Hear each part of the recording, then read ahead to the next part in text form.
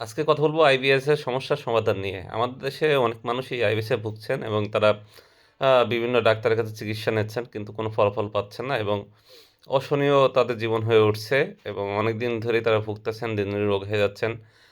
শরীরে শক্তি পাচ্ছেন না। আরো অনেক সমস্যার সম্মুখীন হচ্ছেন। তো আমি আজকে আইবিএস সমস্যার পূর্ণাঙ্গ সমাধান নিয়ে আমার আমি আসলে আইবিএস এ ভুগতেছিলাম ২০১৮ থেকে ২০২২ ৪ সাল। আমি যেভাবে আইবিএস থেকে সুস্থ হলাম তার আলোকে আমি আজকে আলোচনা করব। আশা করি আপনাদের সবার উপকারে আসবে। দয়া করে ভিডিওটি পূর্ণাঙ্গ দেখবেন। আইবিএস এর অন্যতম সমস্যা খাবার হজম হয় না, ব্লোটিং হয়, গ্যাস হয়। এইজন্য একটা সমাধান আছে যাতে খাবার হজম হয় এজন্য আপনাকে একটা ডাইজেস্টিভ এনজাইম লাগবে এবং ডাইজেস্টিভ এনজাইমে অবশ্যই অ্যামাইলেজ, লাইপেজ, প্রোপেজ, বেটাইন হাইড্রোক্লোরাইড, অক্সবাইল এগুলো থাকতে হবে। সাথে প্রোটিন হজম করার জন্য পেপিন থাকতে হবে। আনারস থেকে আসে বোমালিন, এগুলো এনজাইমগুলো খাবার খুব সহজে হজম করতে সহযোগিতা করবে। খাবার হজমের জন্য আপনাকে প্যারাসিম্প্যাথিক নার্ভাস সিস্টেমে থাকতে হবে। আহ, তা না হলে খাবার কোনোভাবেই হজম হবে না। আর একটা আমাদের নার্ভাস সিস্টেম দুইটা, প্যারাসিম্প্যাথিক আর সিম্প্যাথিক। প্যারাসিম্প্যাথিক কাজ হলো খাবার হজম হওয়া, ঘুমানো, সেক্স করা, এগুলো প্যারাসিম্প্যাথিক নার্ভাস সিস্টেমে না থাকলে কোনোভাবেই সম্ভব নয়।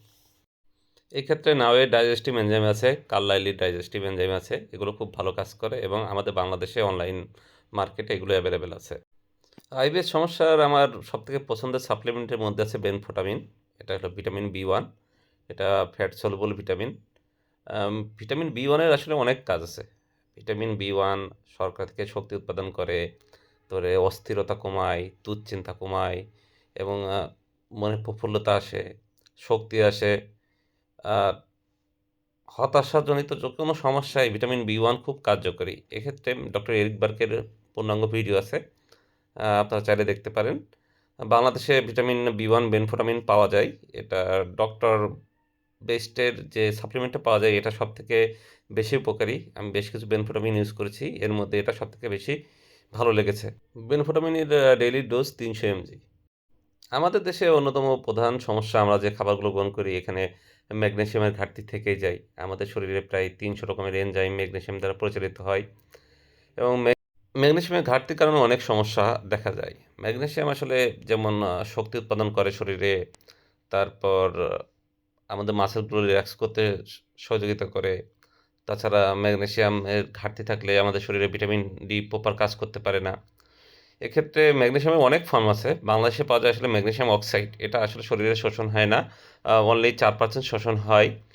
সেক্ষেত্রে ম্যাগনেসিয়াম গ্লাইসিনেট একটা খুব ভালো অপশন। কারণ ম্যাগনেসিয়াম গ্লাইসিনেট আমাদের শরীরে 80% শোষণ হয় এবং খুব ভালো কাজ করে। ম্যাগনেসিয়ামের আরেকটা অন্যতম গুরুত্বপূর্ণ দিক হলো ম্যাগনেসিয়াম যদি রাতের বেলা নেওয়া হয় তাহলে খুব ভালো ঘুম হয় এবং যাদের ঘুমের সমস্যা আছে তারা ম্যাগনেসিয়াম গ্লাইসিনেট নিলে ঘুমের সমস্যা থেকে চিরতরে মুক্তি পাবেন। এর প্রবাসী যাদের আইবিএস তাদের দুশ্চিন্তা, হতাশা, টেনশন এগুলো লেগেই থাকে। কারণ আমাদের নিউরো ট্রান্সমিটারগুলো ভালো কাজ করতে পারে না। আমাদের সেরোটোনিনগুলো ভালো কাজ করতে পারে না। সো এক্ষেত্রে সেরোটোনিনের প্রিকারসর আছে 5-HTP। এটা একটা সাপ্লিমেন্ট। 5-HTP 100 mg করে নিলে আসলে এই যে মনে প্রফুল্লতা আসবে, দুশ্চিন্তা, হতাশা এগুলো থাকবে না। আইবিএস আসলে একদিক থেকে পেটের সমস্যা ঠিক করতে হবে, একদিক থেকে আহ, অনেকে বলে ব্রেনের সমস্যা, এই দুটো একসাথে ট্রিটমেন্ট চালাইতে হবে। আইবিএস সমস্যায় আর্টিচক অনেক ভালো কাজ করে। আসলে আমাদের পেটকে শান্ত রাখে, আমাদের গাটের ফাংশনকে উন্নত করে। তো আর্টিচক একটা ভালো অপশন। এই সাপ্লিমেন্টগুলোর সাথে আর্টিচক নিতে হবে। আর্টিচক নিয়ে ডক্টর মুজিবুর রহমান অনেক কথা বলছেন। এই ভিডিওতে আপনি আরও ডিটেলস পেয়ে যাবেন। যাদের আইবিএস আছে তাদের অবশ্যই ভিটামিন ডি চেক করা উচিত। যদি ভিটামিন ডি কম থাকে সেক্ষেত্রে ভিটামিন ডি সাপ্লিমেন্টেশনে আসা উচিত। আর ভিটামিন ডির সাথে অবশ্যই ভিটামিন K2 জিঙ্ক খাওয়া উচিত। এগুলো একসাথে আসলে কাজ করে। বাংলাদেশে একটা ইদানিং স্কোয়ারের একটা সাপ্লিমেন্ট বের হয়েছে DK4000। এটাতে ভিটামিন ডি, ভিটামিন K2 দুটাই আছে। এটা খেলেও কাজ চলবে। এখন আসি সব থেকে গুরুত্বপূর্ণ তথ্য নিয়ে। যাদের আইবিএস তাদেরকে আসলে তারা সবসময় সিম্প্যাথিক নার্ভাস সিস্টেমে থাকে। সিম্প্যাথিক নার্ভাস সিস্টেম মানে মনে হয় পেছন থেকে কেউ দৌড় দিচ্ছে, সবসময় অস্থিরতা, সবসময় টেনশন। এজন্য সবথেকে যেটা ভালো কাজ করবে সেটা হলো ব্রিদিং এক্সারসাইজ। বিভিন্ন রকমের ব্রিদিং এক্সারসাইজ আছে। এর মধ্যে উইম হফ ব্রিদিং এক্সারসাইজ অনেক কার্যকরী। 4-7-8 ব্রিদিং এক্সারসাইজটা অনেক কার্যকরী।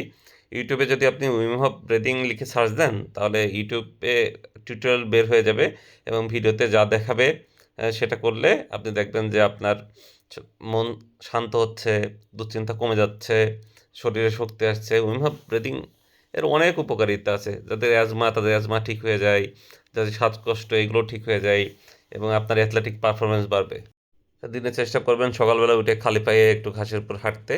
এক্ষেত্রে শরীরের ইনফ্লামেশনগুলো বের হয়ে যাবে এবং দিনের শুরুতেই অনেক সতেজ লাগবে এবং চেষ্টা করবেন দুপুর 11টা থেকে 12টা বা 1টা-2টার মধ্যে 20-30 মিনিট রোদে থাকতে। এক্ষেত্রে আপনার অনেক উপকারিতা আছে। রোদে থাকলে শুধু ভিটামিন ডি না, এক্ষেত্রে আপনার মেলাটোনিন প্রোডাকশন ভালো হবে এবং রাতে ঘুম হবে। রোদে থাকলে সেরোটোনিনের উপর ইফেক্ট পড়ে। সব মিলিয়ে রোদে থাকলে অনেক রকম উপকার পাবেন। আরেকটা গুরুত্বপূর্ণ উপদেশ হলো পানি খাওয়ার সময় সবসময় একটু করে 1 চিমটি করে পিঙ্ক সল্ট মিশিয়ে খাবেন। আসলে যদি আপনি শুধু পানি খান সেক্ষেত্রে H2O ছাড়া আর কিছু থাকছে না। মিনারেল মিসিং আমাদের পানিতে। যদি আপনি পিঙ্ক সল্ট মিশিয়ে খান সেক্ষেত্রে 84 রকমের মিনারেল পাচ্ছেন।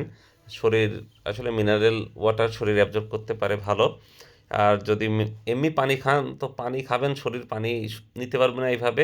একটু পরপর পেশাব ফেলবেন। আসলে আপনি যত পানি খাবেন তত ডিহাইড্রেশনে ভুগবেন। আইবিএসের সমস্যা থাকলে গ্লুটেন জাতীয় খাবার খাওয়া যাবে না। আসলে আটা ময়দাতে গ্লুটেন আছে। যেমন পাস্তা, বিস্কিট, আটা তৈরি চানাচুর সহ বাইরে যত রকমের আটা তৈরি ফাস্টফুড আছে এগুলো খাওয়াই যাবে না। গ্লুটেন খেলে আসলে পেটে ইনফ্লামেশন হয় এবং আইবিএসের সমস্যা আরও বেড়ে যায়। আসলে আইবিএসের যাদের সমস্যা তারা যদি দুধের তৈরি কিছু খায় তাহলে আরও সমস্যা বেড়ে যায়। কারণ দুধে ক্যাসিন থাকে এবং দুধের প্রোটিন ঠিকঠাক শরীরে হজম হয় না এবং অনেক রকমের সমস্যা হতে পারে। সেক্ষেত্রে দুধের তৈরি খাবার খাওয়া থেকে বিরত থাকুন। আইবিএসের সমস্যা থাকলে আসলে সয়াবিন তেল পরিহার করাই ভালো। এক্ষেত্রে সরিষার তেল ভালো একটা অপশন। সয়াবিন তেল আমাদের লিভারে ইনফ্লামেশন তৈরি করে এবং আমাদের গাটে সমস্যা তৈরি করে এবং এতে ওমেগা 6 এর পরিমাণ খুব বেশি। সেক্ষেত্রে বডিতে ওমেগা 3, ওমেগা 6 এর রেশিও ঠিক থাকে না। তো সয়াবিন তেল খাওয়া থেকে বিরত থাকুন। তাহলে আইবিএসের এবং পেটে গ্যাসের সমস্যা প্লাস আইবিএসের সমস্যা এবং এর সাথে অনেক রকমের সমস্যা থেকে সমাধান পাবেন। বাংলাদেশে হচ্ছে আসলে অনেক ডাক্তার আইবিএসের চিকিৎসা করেন কিন্তু রোগীরা তেমন কোনো উপকার পাচ্ছেন না। আমিও ২০-৩০টা ডাক্তার দেখাইছিলাম কিন্তু কোনো উপকার পাইনি। আমি সে অনলাইনে একটা ডাক্তার পাইছিলাম ডক্টর মুজিবুর রহমান।